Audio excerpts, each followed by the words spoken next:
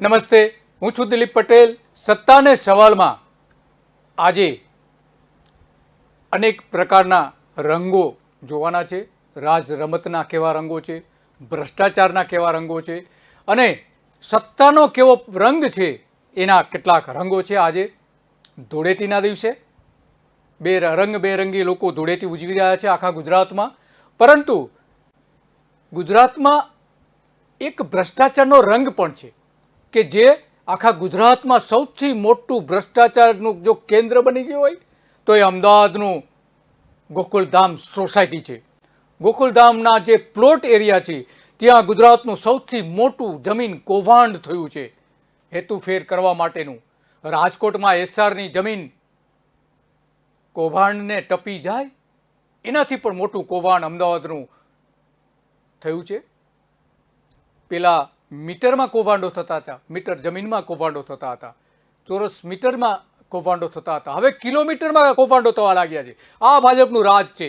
પ્રગતિ ચારે બાજુ જોવા મળી રહી છે. 1 કિલોમીટર કરતાં પણ વધારાનું જમીન કૌભાંડ બહાર આવ્યું છે. 1 ચોરસ કિલોમીટર કરતાં પણ વધારે. 500 કરોડની સરકારને એના કારણે ખોટ ગઈ છે. 11 વર્ષ પછી પણ એની સામે કોઈ જ આજ સુધી પગલાં ભરાયા નથી. ગઈકાલે પરમ દિવસે વિધાનસભામાં પ્રશ્ન પૂછવામાં આવ્યો હતો કે અમદાવાદના ગોકુલધામ સોસાયટીનું જે જમીન કૌભાંડ થયું છે એની તપાસ સમિતિ રચવાની જાહેરાત કરી હતી, એનું શું થયું? એ પ્રશ્ન પૂછ્યો ત્યારે એવું કહેવામાં આવ્યું હતું કે અધિકારીઓ નિવૃત્ત થઈ ગયા છે. અરે 10 જ દિવસમાં એ રિપોર્ટ આપવાનો હતો. એ રિપોર્ટનું શું થયું? કલેક્ટરે જે રિપોર્ટ તૈયાર કરેલો છે એ રિપોર્ટ પણ રૂપાણી સરકારે દબાવી દીધો છે. 2011માં જમીન કૌભાંડ મોટું થયું હતું અને ત્યારથી એ શરૂઆત થઈ હતી જમીન કૌભાંડની. એના અલગ તબક્કાઓ છે આ જમીન કૌભાંડના અને ભારતીય જનતા પાર્ટીનું સૌથી મોટામાં મોટું કૌભાંડ માનવામાં આવે છે. અમદાવાદની અત્યાર સુધીના સૌથી મોટા 3000 પ્લોટો, મોટા વિશાળ ક્ષેત્રફળવાળા કે જે 11 થી 12 લાખ ચોરસ મીટર જમીન થાય છે એવા સનાથલ, સાણંદ બાજુ જતા, અમદાવાદથી સાણંદ જતા સનાથલ ગામ પાસે ગોકુળધામ નામની વિશાળ ટાઉનશીપ બનાવવા માટેની પરવાનગી આપવામાં આવી હતી. તેમાં 500 કરોડ રૂપિયાનું ભારે મોટું કૌભાંડ થયું છે. સરકારને 500 કરોડ રૂપિયાની નુકસાની ગઈ છે અને બિલ્ડરોને 5000 કરોડ રૂપિયાનો ફાયદો આનાથી થયો છે. કૌભાંડ, આજે મોટું કૌભાંડ થયું ભાજપ સરકારમાં કેટલાક રાજકીય નેતાઓ સાથે મળીને, અધિકારીઓ સાથે મળીને આચરવામાં આવ્યું છે. ફરી એક વખત ગુજરાત વિધાનસભામાં આ ભાજપનું કૌભાંડ ચર્ચામાં આવવાનું હતું, પરંતુ સરકારે એવું કહ્યું કે સમિતિ રચવામાં આવી છે પરંતુ અધિકારીઓ નિવૃત્ત થઈ ગયા છે. એટલે જે અધિકારીઓ કરપ્શન કરી ગયા એ અધિકારીને નિવૃત્ત થવા માટેના તમે મોકળા કરી દીધા. આ જમીન કૌભાંડના આપણે દસ્તાવેજો જોઈ રહ્યા છે. સરકારનું જે જમીન કૌભાંડ છે, આ જમીન કૌભાંડના સ્પષ્ટપણે એના દ્રશ્યો આપણે જોઈ રહ્યા છીએ. એના સરકાર સાથેના જે વ્યવહારો થયા હતા, પત્ર વ્યવહાર થયા હતા, શું કયા પ્રકારના સ્કેમ થયેલા છે અને એના જે દસ્તાવેજો છે, આ દસ્તાવેજો પહેલી વખત બહાર આવ્યા છે.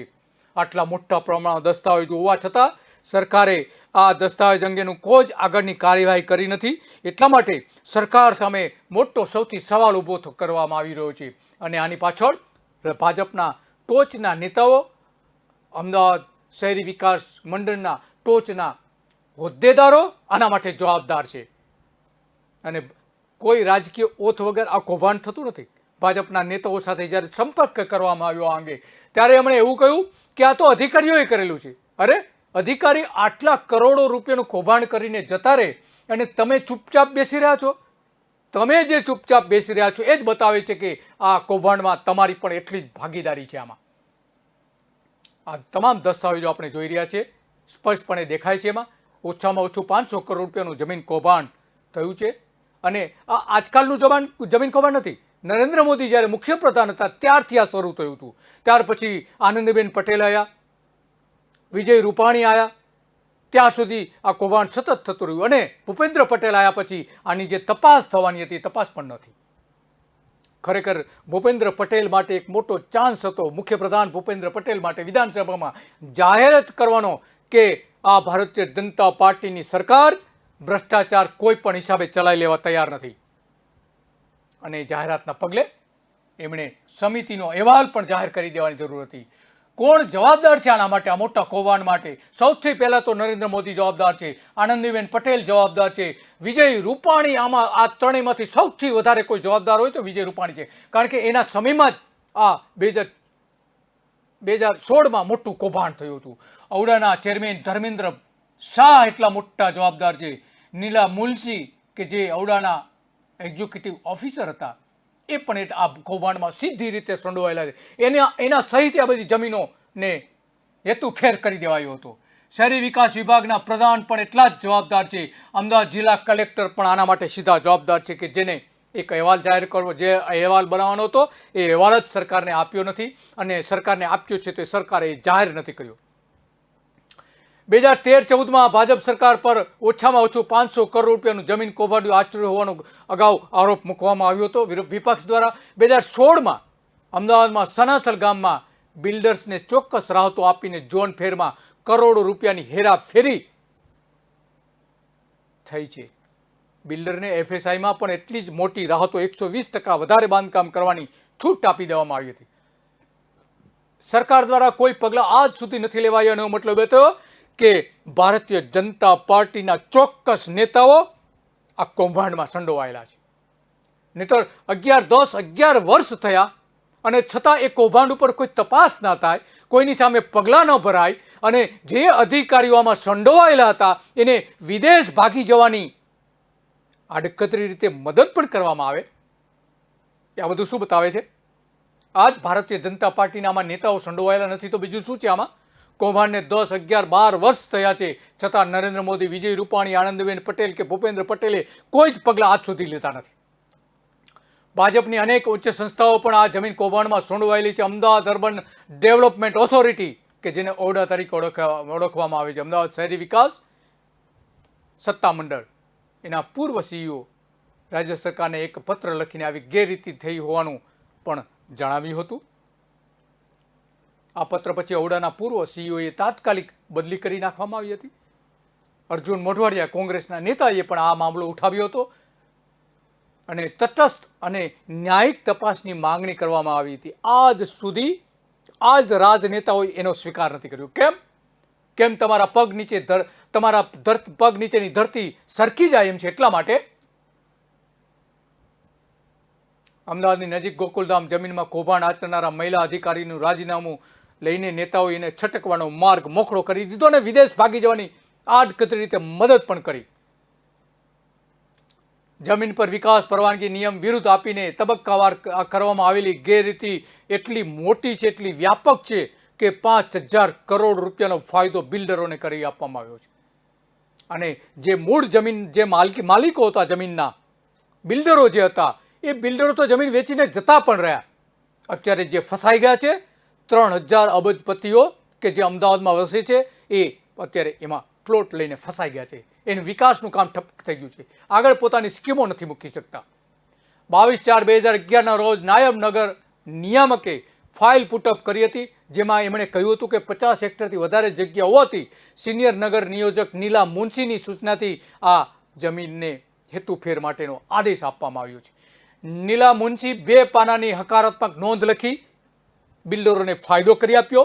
વિકાસ પરવાનગી આપવાના નિર્ણય માટે એ ફાઇલ પણ એમણે રજૂ કરી દીધી. સમગ્ર ઘટનાના ક્રમમાં ઔડાના મુખ્ય અધિકારી, કારોબારી અધિકારીની મંજૂરી લેવામાં નથી આવી. કેમ નથી લેવામાં આવી? 2014માં ઔડાના મુખ્ય કારોબારી અધિકારીએ અધિક મુખ્ય સચિવ શહેરી વિકાસ અને શહેરી ગૃહ નિર્માણ વિભાગ ગુજરાત સરકારને ગાંધીનગરને પત્ર લખીને સત્ય હકીકતો રજૂ કરી હતી. એ પત્રનો દસ્તાવેજ પણ આપણે જોઈ શકીએ છીએ. જીડીસીઆર, જેને આર ઝોન કહેવામાં આવે છે, તેમાં માત્ર પ્લોટ વિસ્તારમાં 20% જ બાંધકામ થઈ શકે. આર ઝોનમાં માત્ર 20% બાંધકામ થઈ શકે. પરંતુ ભાજપની સરકારે 20% ગ્રાઉન્ડ કવરને મળવાપાત્ર થાય તેના બદલે 45% ગ્રાઉન્ડ કવરની મંજૂરી આપી દીધી હતી.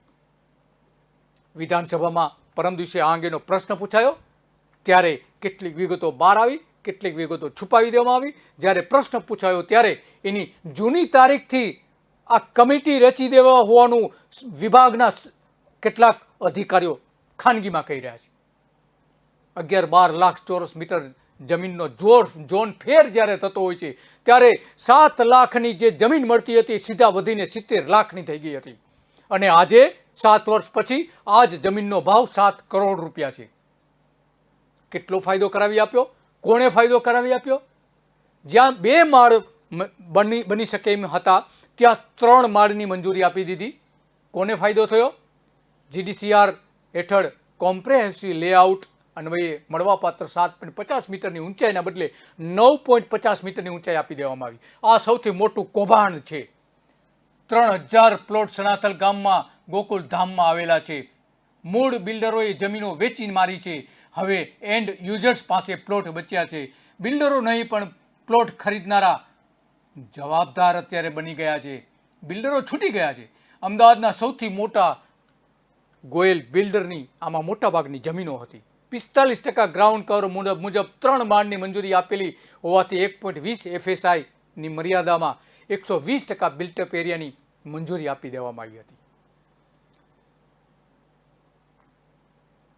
11 થી 12 લાખ ચોરસ મીટર જમીનનો આ સૌથી મોટો સવાલ છે. ગોકુલધામમાં ત્રિલોક બિલ્ડરને મોટો ફાયદો થઈ ગયો છે. આના કારણે ગુજરાતનું સૌથી મોટું જમીન કૌભાંડ આ માનવામાં આવી રહ્યું છે.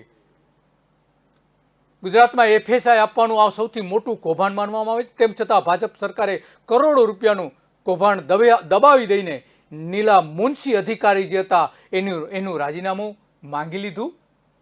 રાજીનામું 1 મહિના પછી મંજૂર થઈ શકે, પરંતુ 15 દિવસમાં જે મંજૂર કરી દીધું અને વિદેશ જવાની પાંખો એમને આપી દીધી, જેથી કરીને આ કૌભાંડ ઉપર કોણ સંડોવાયેલા છે એ વિગતો ક્યારેય બહાર ન આવે. 0.4 FSI જેટલું જ બાંધકામ મળી શકે, પણ ઝોન ફેર કરી દઈને 1.20ની FSI આપી દેવામાં આવી, એટલે કે 120% બાંધકામ કરી શકે એટલી છૂટ આપી દેવામાં આવી. આર ઝોન એટલે કે ખેતી ઝોન, આર ઝોનમાં 0.3%થી વધારે FSI આપવાનું કોઈ પ્રયોજન હોતું નથી, જોગવાઈ જ નથી હોતી. વોરા અને ત્રિલોકમાં આ આખી કુટી એ બિલ્ડરના નામે ફાળવી દેવામાં આવી. અપીલ કમિટીમાં નિર્ણય કરવાના બદલે વ્યક્તિગત નિર્ણય લેવામાં આવ્યો હતો. ત્રીજો ચુકાદો એ હતો કે ત્રીજો ફાયદો એ હતો કરી આપ્યો હતો કે 20% જમીન કપાત તરીકે સૂચવી હતી અને બાકીની 80% જમીનમાં R2 ઝોનમાં મળવાપાત્ર 1.20 FSI પૈકી 0.03 FSIની ફ્રી તથા 0.9 FSI પ્રીમિયમ આપી દેવામાં આવ્યું હતું.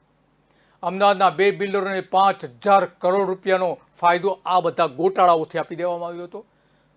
ભારે મોટું કૌભાંડ ભાજપ સરકારમાં કેટલાક રાજકીય નેતાઓના ઇશારે થયું હતું. સનાથલમાં 2 લાખ ચોરસ મીટર જમીન રહેણાંક 2 ઝોન માટેની હતી અને બાકીની જે જમીન હતી 10 લાખ ચોરસ મીટર જમીન એ ખેતીવાડી ઝોન માટેની હતી. ગાંધીનગર હાઈવે ટચ થતી આ જમીન હતી. ટીપી રોડ તથા 12 મીટરનો સર્વિસ રોડ કપાતમાં જતા હતા. 30 મીટર અને 18 મીટરના પબ્લિક રોડ આપવાનું કહેવામાં આવ્યું હતું આ જમીનમાં, પરંતુ એ કશું જ આપવામાં આવ્યું નહીં. એ પણ મોટો ફાયદો કરી દેવા આપવામાં આવ્યો. આ જમીન અગાઉની હતી તે કુલ 8,24,000 ચોરસ મીટર થાય છે જમીન જવામાં, અને બીજી સનાથલની મળીને કુલ 11 લાખ ચોરસ મીટર જમીન ગોકુલ ધામ સોસાયટી માટે એકત્રિત કરી દેવામાં આવી હતી. અલગ અલગ સર્વે નંબરો બધા ભેગા કરી દેવામાં આવ્યા હતા. આમ લગભગ 1 ચોરસ કિલોમીટર જમીન આ થાય છે. સૂચિત મુસદ્દારૂપ નગર રચના નંબર 91ની આ આખી જે વાત છે, કહાની છે, અને એના કારણે બિલ્ડરોમાં મોટો હલચલ ઊભી થઈ ગઈ છે. કારણ કે આ 3000 અબજપતિઓ જે અહીંયા એને પ્લોટ ખરીદેલા છે એનું બાંધકામ અત્યારે બંધ છે. વિકાસની પ્રક્રિયા ઠપ થઈ ગઈ છે. કેટલાક ગેરકાયદેસર બાંધકામ કરી રહ્યા છે, પરંતુ એને પણ નોટિસ આવડા દ્વારા આપવામાં આવે છે. એન્ડ યુઝર્સ પાસે અત્યારે પ્લોટ છે. રિવાઇઝ થયેલું આખું જે પેકેજ હતું એમાં કપાત આપ્યા વગર જમીનો વેચી મારી હતી. ઔડામાં કપાત આપવી જોઈતી હતી ખરેખર તો 40 થી 50%. ખેડૂતોને કેમ તમે કાપી લો છો? તો આમની આ બિલ્ડરની કેમ ન કાપી લીધી? 40% જમીન કપાત કરવાની હતી, ન કાપી. કોણે ન કાપી? કોણ હતું એની પાછળ? અધિકારીઓ સામે કેમ પગલાં ન ભર્યા? મમતા વર્માએ પહેલાં સહી નથી કરી આ ફાઇલ ઉપર, એને ફાઇલ આગળ જવા દીધી હતી, અને જ્યારે ફાઇલ રિટર્ન થઈ ત્યારે એમણે સહી કરી દીધી. શા માટે મમતા વર્માએ સહી કરી આના ઉપર, એ પણ એક સૌથી મોટો સવાલ આજે આવીને ઊભો છે.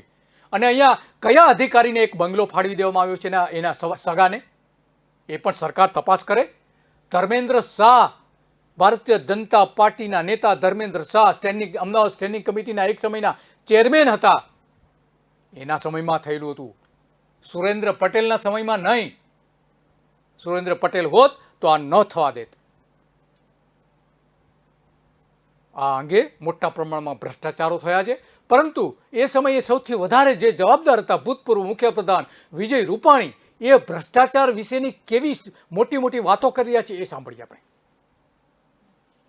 યુવાન મિત્રો, વર્ષોથી દેશમાં ગરીબી દૂર થવી જોઈએ, બેકારી દૂર થવી જોઈએ, ભ્રષ્ટાચાર દૂર થવો જોઈએ, વાતો ખૂબ થઈ. દેશના વડાપ્રધાન નરેન્દ્રભાઈ ગુજરાતના મુખ્યમંત્રી હતા ત્યારે એમને વાત કરી હતી કે હું ખાતો નથી, ખાવા દેતો પણ નથી. ભ્રષ્ટાચાર સામે ખુલ્લો જંગ અને એની લડાઈ, એની શરૂઆત થઈ. આપણે પણ એ રસ્તે જ ચાલ્યા અને ગુજરાતમાં ભ્રષ્ટાચાર ઉપર અંકુશ આવે, ભ્રષ્ટ અધિકારીઓ એના ઉપર પગલાં લેવાય અથવા તો સિસ્ટમમાં સુધારો કરીને એને નિયંત્રિત કહેવાય. આ માટે રાજ્ય સરકારે ખુલ્લો જંગ માંડ્યો છે. વિજય રૂપાણી કહી રહ્યા છે કંઈક કે ભ્રષ્ટાચાર સામે, ભ્રષ્ટાચાર કરનારા અધિકારીઓ સામે અમે પગલાં લઈશું. તો નીલા મુનશીને જવા કોણે દીધા? વિજય રૂપાણી જવાબ આપે. ધર્મેન્દ્ર શાહ ચેરમેન હતા તમારા ભારતીય જનતા પાર્ટીના નેતા ઔડામાં, તમે હતા મુખ્યપ્રધાન એ સમયે. તો આ ભ્રષ્ટાચાર કર્યો કોણે? જવાબ આપો ગુજરાતની પ્રજાને. જ્યારે ખેડૂતોની જમીન લેવામાં આવે છે ત્યારે તમે 40 થી 50% કાપી લો છો અને બિલ્ડરોને જવા દો છો. 5,000 કરોડ રૂપિયાનો ફાયદો કરાવનારા કોણ છે? તપાસ તો કરો કમસે કમ. કાયદાની છટકબારીનો ઉપયોગ કરીને બિલ્ડરોને ફાયદો કરાવી આપો છો. પહેલા ખેતીની મંજૂરી આપી હતી, ગોયલની જમીન જે ટાઇટલમાં બીજાના નામે હોઈ શકે છે આમાં, પરંતુ વાસ્તવિકતા શું છે એ તો તપાસ કરો તમે. એમ્યુનિટીઝ જે છે એ ફી વસૂલવામાં આવી હતી, શા માટે વસૂલવામાં આવી હતી? બિનખેતી કરવામાં આવશે એ અપેક્ષાએ તેને અગાઉથી જ પરવાનગી આપી દેવામાં આવી હતી. પરવાનગી કરતાં વધારાનું બાંધકામ અહીંયા થયું હતું અને એની નોટિસો પણ ઇસ્યુ કરવામાં આવી છે.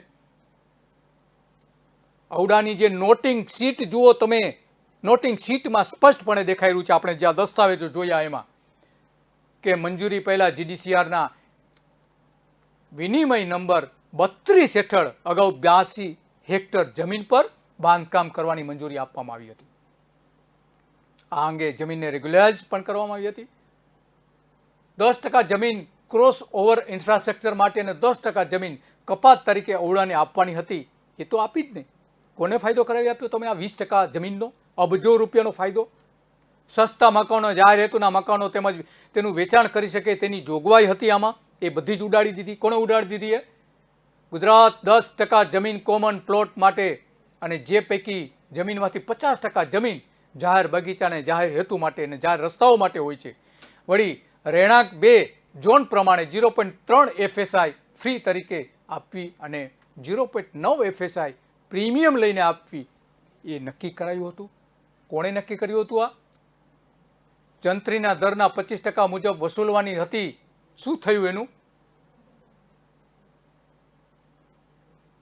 મહત્તમ FSI 80% જમીન પર મળી શકશે એવી અપેક્ષા પણ વ્યક્ત કરવામાં આવી હતી, જેની મંજૂરી ઔડાએ આપી જ ન હતી. એ કઈ રીતે આપી શકાય? 24 સેક્ટરનો આ આખો મોટો વિસ્તાર છે. 1 ચોરસ કિલોમીટરમાં 24 અલગ અલગ સેક્ટર પાડેલા છે. આટલો મોટો વિસ્તાર અમદાવાદનો જમીન કૌભાંડ, એસઆરને પણ ભૂલી જવાય એટલું મોટું જમીન કૌભાંડ રૂપાણીના સરકારમાં થયું છે. 3,380 મકાનો માટેના આ પ્લોટ અહીંયા છે. અમદાવાદની અત્યાર સુધીની સૌથી મોટી મકાનોની આ સ્કીમ છે, સૌથી મોટામાં મોટી. 12 લાખ ચોરસ મીટર જમીન. અને 3,380 મકાનો જેટલા એમાં પ્લોટ જેટલા એના પ્લાન થાય છે, મકાનોના પ્લાન. જે રોડ માટેની જે જમીન હતી એ 18,000 ચોરસ મીટર હતી, એ ઘટાડી દઈને 1,800 ચોરસ મીટર કરી નાખી. માત્ર 10% જ જમીન રોડ માટેની કપાત આપી. કોણે એ મંજૂરી આપી? એ કેમ? રૂપાણી ઊંઘતા હતા ત્યારે? દર વર્ષે 100 ટીપી સ્કીમો રૂપાણી મંજૂર કરતા હતા, તો આ ટીપી સ્કીમ ઉપર કેમ એમનું ધ્યાન પણ નહોતું? મુખ્યમંત્રી તરીકે રહેવા માટે તેઓ લાયક પણ નહોતા, જો એમને ખ્યાલ નહોતો તો. વળી ઔડાના દસ્તાવેજોમાં પણ છેડછાડ કરવામાં આવી છે. એ દસ્તાવેજો તો પણ જુઓ તમે, વ્હાઇટ ઇન્કથી છેકછાક કરવામાં આવી છે. જે દસ્તાવેજો સાથે છેડછાડનો ગુનો બને છે, કોની સામે તમે ગુનો કર્યો? નીલા મુનશી સામે તમારે ફોજદારી કેસ કરવાની જરૂર હતી, એમને જવા દીધા તમે એમને? આમાં તો માત્ર સરકારને જ 300 કરોડ રૂપિયાની ખોટ ગઈ છે, તો ઔડાને કેટલી ખોટ ગઈ હશે?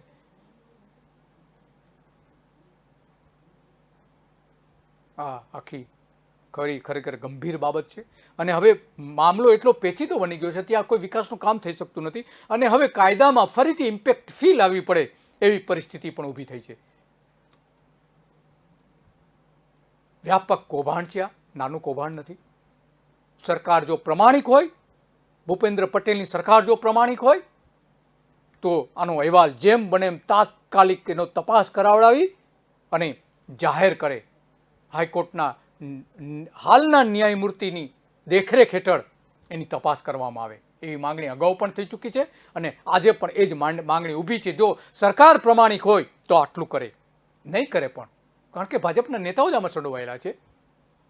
શહેરી વિકાસ અને શહેરી ગૃહ નિર્માણ વિભાગના સંયુક્ત સચિવ સ્મિતા શાહે મુખ્યપ્રધાન વિજય રૂપાણીને સીધી સૂચનાથી 7 મે 2018ના રોજ એક આદેશ પત્ર લખ્યો હતો. અમદાવાદના કલેક્ટરને તપાસ પણ આની સોંપવામાં આવી હતી.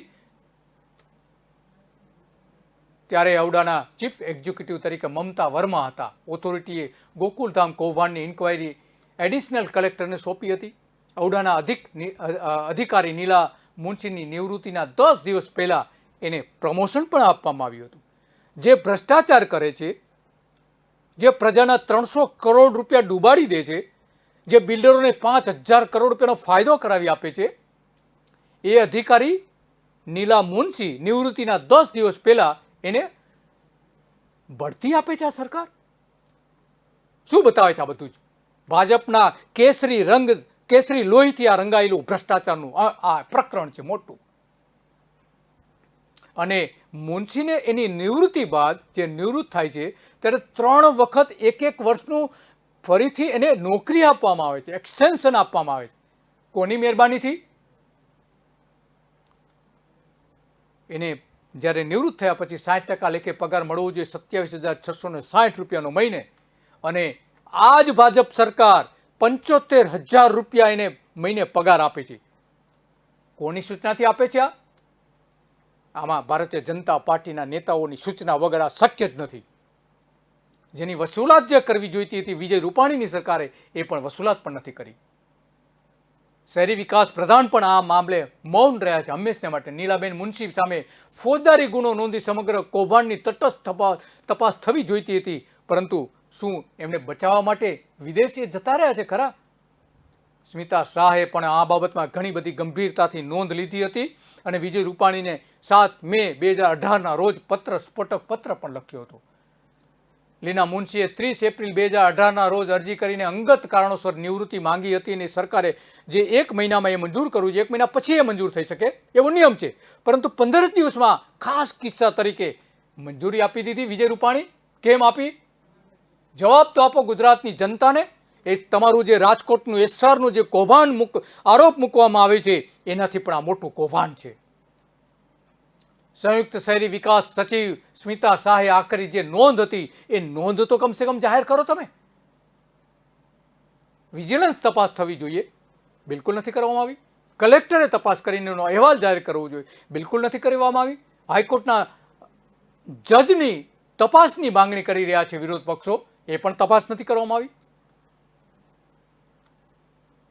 40% જમીન કપાત લેવી જોઈતી હતી, કેમ ન લીધી એ સૌથી મોટો પ્રશ્ન છે. અને અબજો રૂપિયાનો ફાયદો તમે કોને કરાવી આપ્યો?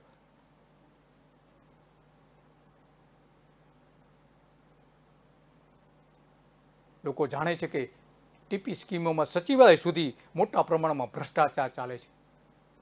એના ઘણા બધા ઉદાહરણો આપી શકાય એમ છે, ઘણા બધા ઉદાહરણો આપી શકાય એમ છે. અમદાવાદના સાણંદના સણાથલ ગામમાં જે આ ઘટના બની છે, રેવન્યુ સર્વે નંબર 7880 વગેરેની વિકાસ પરવાનગી આપવામાં આવી હતી અને તાત્કાલિક શહેર વિકાસ મંત્રી દ્વારા જે તે સમયે અબજો રૂપિયાની જમીનોમાં ફેરબદલી કરી આપવામાં આવી હતી, ટીપીમાં ફેરબદલી કરવામાં આવી હતી, નિયમોનું સરેઆમ ઉલ્લંઘન કરવામાં આવ્યું હતું, શરતોમાં ફેરફાર કરી દેવામાં આવ્યા હતા, FSI વધારે આપી દેવામાં આવી હતી, રસ્તાઓ જે એની જમીન કપાત કરવાની હતી એની માત્ર 10% જમીન કપાત કરીને અબજો રૂપિયાનો ફાયદો બિલ્ડરોને કરાવી આપવામાં આવ્યો હતો. અને આ જ સ્કીમમાં કેટલા અધિકારીઓના બંગલા છે, કેટલા રાજકારણીઓના બંગલા છે, એ તો જાહેર કરો કમસે કમ. આવી એકની અનેક ફરિયાદોની, અનેક અબજોના જમીન કૌભાંડો થયા છે. અને એટલા માટે આજે મિલી ભગતથી ચાલુ થયું છે બધું. જો સુરેન્દ્ર પટેલ ન હોત, સુરેન્દ્ર પટેલ જો અહીંયા હોત તો આ ન થવા દેત. પરંતુ આજ નરેન્દ્ર મોદીએ સુરેન્દ્ર પટેલને ઔડામાંથી હાંકી કાઢ્યા અને ધર્મેન્દ્ર શાહને અમિત શાહના કહેવાથી એમણે ચેરમેન બનાવ્યા. પછી આટલું મોટું કૌભાંડ થયું છે. એનો મતલબ શું છે? કયા મુખ્યપ્રધાન હતા ત્યારે? લોકોએ સમજવું જોઈએ કે આ કૌભાંડની પાછળ કોણ છે. અને લોકો પ્રશ્ન પણ પૂછી રહ્યા છે. જે પ્રમાણિકતાનો ઢોલ પીટે છે એ જ બધા રાજકીય નેતાઓ આ ભ્રષ્ટાચારની પાછળ છે. ભ્રષ્ટાચારની પાછળ સ્પષ્ટપણે આમાં દેખાઈ રહ્યા છે. અને એટલા માટે ભૂપેન્દ્ર પટેલની સરકાર પાસે આજે એક મોટો મોકો આવ્યો છે પોતાની પ્રમાણિકતાની જે ઇમેજ છે, ઇમેજને ઉજાગર કરવા માટેનો. એમણે આ અહેવાલ જાહેર કરવા જોઈએ, જેટલા અહેવાલો છે જાહેર કરવા જોઈએ. અને જે કંઈ ડોક્યુમેન્ટ છે, વિજય રૂપાણીને જે પત્રો લખવામાં આવ્યા હતા, સત્તાવાર પત્રો, એ બધું જ પ્રજાની વચ્ચે ખુલ્લું મૂકી દે અને પોતાની વેબસાઇટ ઉપર આ કૌભાંડની બધી જ વિગતો મૂકી દે અને પ્રજા સમક્ષ એ એક ઉદાહરણ મૂકે કે ભ્રષ્ટાચારી જે પણ અધિકારીઓ છે એને અમે વિદેશથી પણ બોલાવીશું અને એની સામે પોલીસ ફરિયાદ પણ કરીશું. આ એક ઉદાહરણ જો મૂકશે તો બધાને વિશ્વાસ ભૂપેન્દ્ર પટેલ ઉપર પણ આવશે. નમસ્તે.